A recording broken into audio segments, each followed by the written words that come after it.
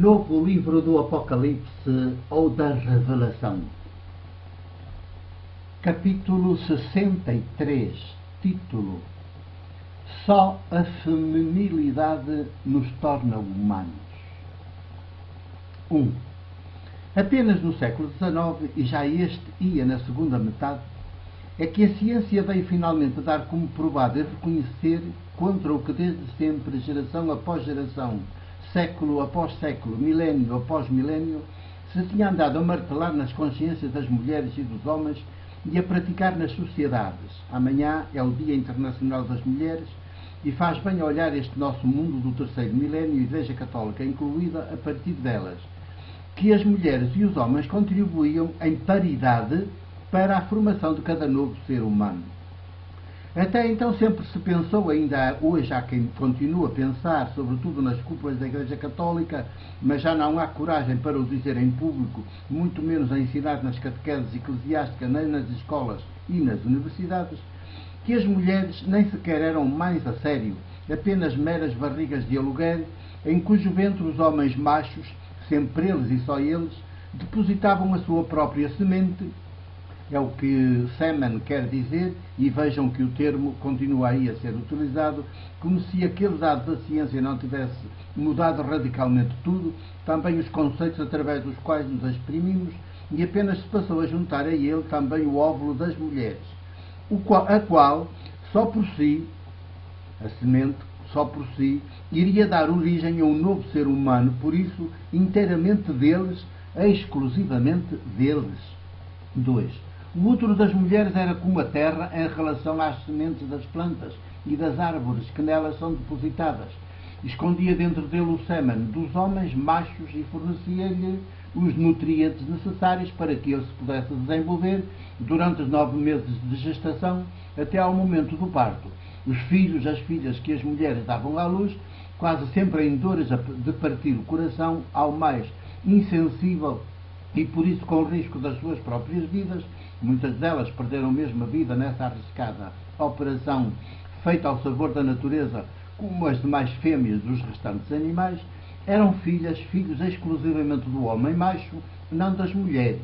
Aliás, ainda hoje, quando se pergunta a alguma criança, menina ou menino, de quem ela é filha, quase sempre é no pai dela que estamos a pensar antes de na mãe.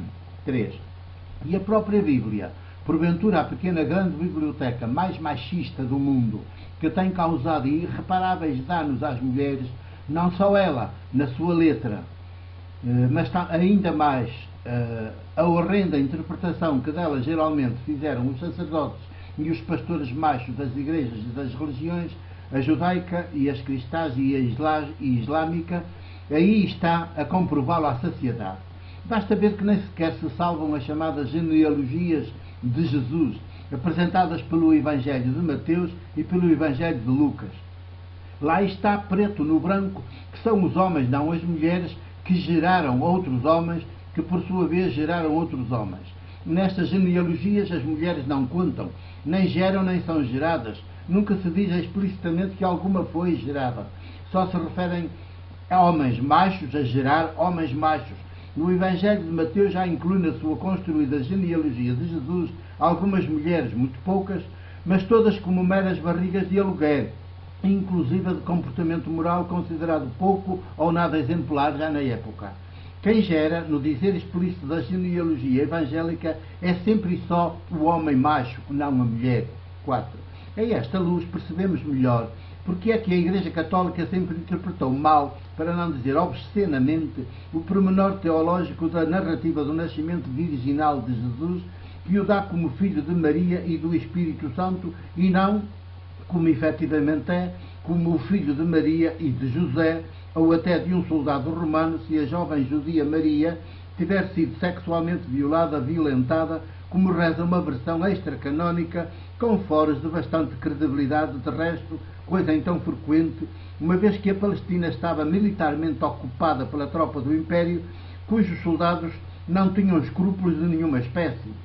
Com esse pormenor teológico, o Evangelho quer simplesmente dizer que Jesus é entre nós e conosco o homem em quem Deus Abba Mãe se nos dá a conhecer o ser humano que melhor nos dá a conhecer Deus vivo, que nunca ninguém viu nem verá. Está a dizer que Jesus, se quisermos dizê-lo em português popular, é a cara chapada do seu Pai, isto é a cara chapada de Deus vivo, é o Deus invisível tornado visível. 5. Não diz nenhum predicado sobre Maria, a mãe carnal de Jesus, apenas de Jesus o de Nazaré, como a boa notícia de Deus entre nós e connosco.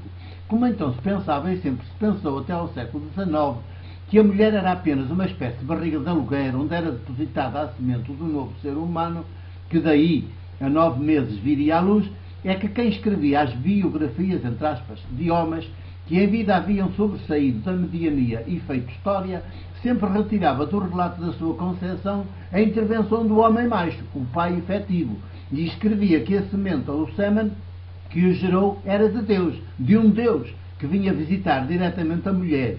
Desse modo, concluía-se que o filho que ela desse à luz não era filho de um homem concreto, mas de Deus, do Deus que 9 meses antes viera visitar aquela mulher e cobri-la com a sua sombra. 6. É exatamente o que diz o relato teológico do Evangelho de Lucas. Como a mulher, segundo se pensava, não contribuía com nada de seu para a formação do novo ser humano que saía do seu ventre, apenas o homem, então para que o filho nascido pudesse ser apresentado ao mundo como filho de Deus, bastava retirar do relato literário o homem no ato da sua concepção e pôr lá Deus. Não era preciso tirar a mulher, porque o filho nunca seria filho dela, só do homem macho, ou, no caso em questão, de Deus macho. Claro que isto é tão só um artificialismo literário e, no caso do relato do nascimento de Jesus, é também um pormenor teológico, não é um dado histórico.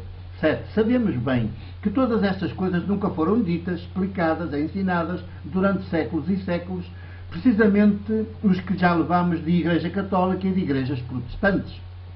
O que se disse, explicou e ensinou foi o contrário. Por isso, os danos causados são enormes e irreparáveis. E as mulheres são, obviamente, as principais vítimas. Antes de mais, vítimas dos homens machos que nunca as deixaram ser em plenitude, ter voz e vez, ser sujeitos protagonistas. Apenas barrigas de aluguer e objetos de fugazes prazeres sexuais deles, sem a presença de qualquer ternura, afeto, amor. 8. Porém, vistas as coisas a partir de hoje, temos de dizer que também os homens machos foram vítimas dessa ideologia machista, porque nunca chegaram a ser homens humanos, apenas animais, bestas, sem afetos, sem ternura, sem nada daquela dimensão mais essencial que caracteriza os seres humanos, o feminino, a feminilidade. O machismo é a perversão do humano. Só o feminino, a feminilidade, torna humanos os seres humanos. É preciso, por isso, mudarmos radicalmente de concepção, de visão, de captar a ideologia machista para libertarmos os seres humanos, mulheres e homens. O feminino é que tem de ser cultivado, desenvolvido igualmente nos homens como nas mulheres, sob pena de até as mulheres neste nosso século XXI passarem a ser mulheres machistas, o que seria o desastre total. 9. Temos de cultivar e desenvolver o feminino nas mulheres como nos homens. É assim como o novo nascimento. Jesus, o de Nazaré, é o ser humano integralmente feminino. Nenhum outro homem, nem sequer nenhuma mulher, alguma vez nos foram dados em quem o feminino está presente em toda a sua plenitude.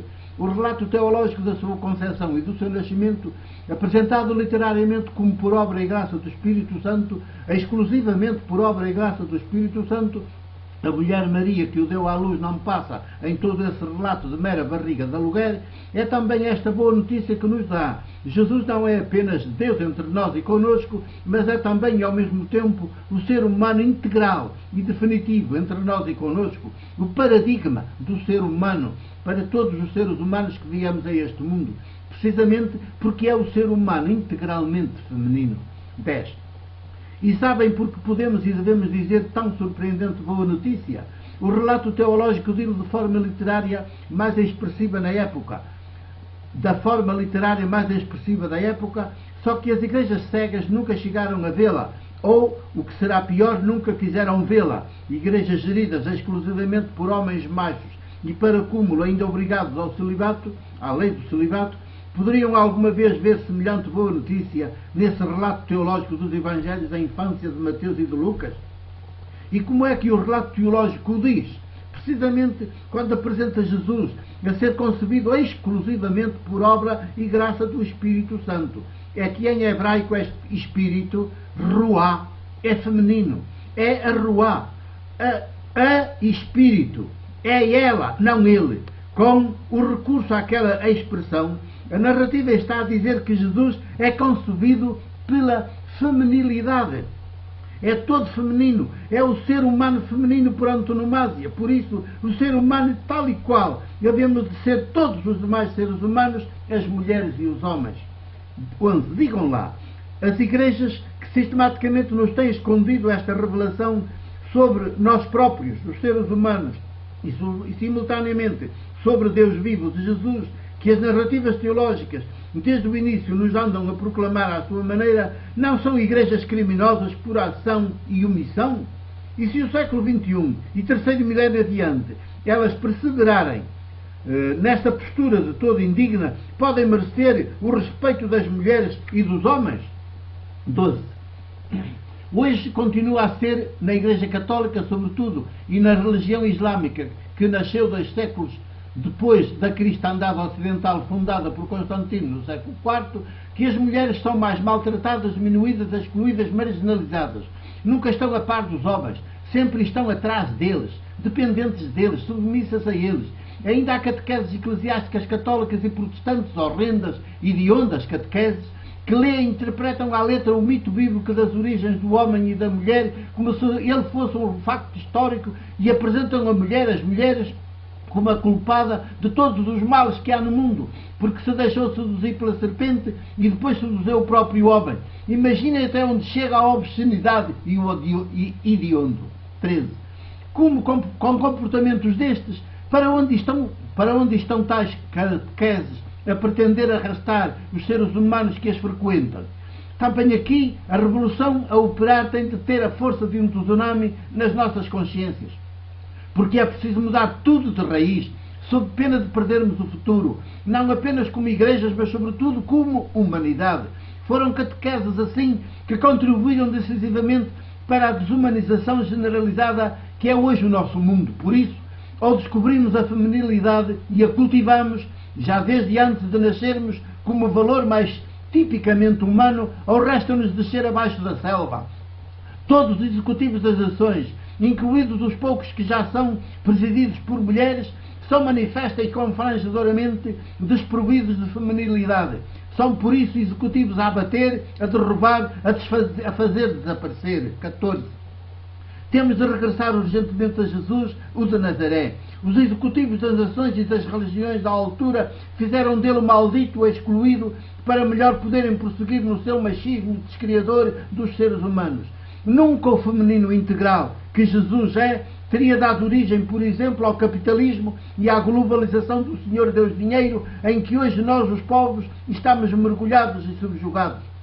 Regressemos, pois, a Jesus, ateus e não ateus, porque se o feminino se desenvolver em nós como se desenvolveu nele, cresceremos todos em humanidade, veremos despertar em nós os afetos, a ternura passará a ser a nossa principal comida de cada dia, e aquela paz que anda aos beijos com a justiça será a nossa casa comum. 15. Mulheres, homens de todo o mundo, unamo-nos então no cultivo da feminilidade, para que ela se desenvolva em nós e erradique da face da terra todos os executivos machistas das nações, das empresas, das multinacionais, das instituições, das igrejas e das religiões, de modo que o planeta fique povoado apenas por seres humanos, mulheres e homens, ao jeito de Jesus, outro Jesus, agora o Jesus do terceiro milénio. 2008, março 7. O meu abraço e o meu beijo, de presbítero da Igreja do Porto.